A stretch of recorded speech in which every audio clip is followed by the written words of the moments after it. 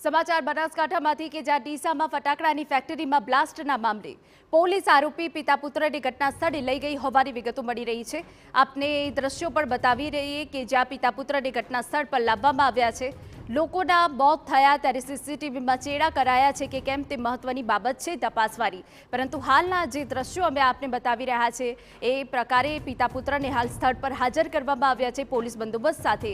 21 લોકોનો જીવ ગયો છે આ અગ્નિકાંડમાં અને તેની તપાસ થઈ રહી છે। આપણે જણાવી દઈએ કે મંજૂરી ન હતી તો કયા પ્રકારે ફટાકડા બનાવતા હતા તે તપાસનો વિષય છે। આરોપી દીપક સિંધી અને ખૂબચંદ સિંધી છે 8 દિવસના રિમાન્ડ પર, ત્યારે આ પિતા પુત્રને ઘટના સ્થળ પર લાવવામાં આવ્યા છે। તપાસ કરાઈ રહી છે અને આપણે જણાવી દઈએ કે આખરે જે પાસાઓ તપાસવામાં આવી રહ્યા છે, સીસીટીવીમાં ચેડા કરાયા છે કે કેમ, અંદર કયા પ્રકારનું રિકન્સ્ટ્રક્શન ચાલે છે એ દર્શાવવું પણ જરૂરી છે। પરંતુ અત્યારે જે પોલીસે છે મીડિયા માટે દરવાજા બંધ કરી દીધા છે અને આ બંધ કરી દેવાને કારણે પોલીસ અંદર શું ઉકાળી રહી છે એ પણ ખબર નથી પડવાની।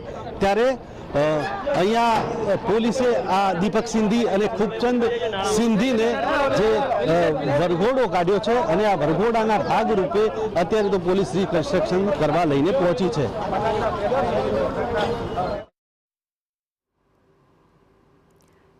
તો પોલીસ બંદોબસ્ત સાથે આ પિતા પુત્રને ઘટના સ્થળ પર હાજર કરવામાં આવ્યા છે।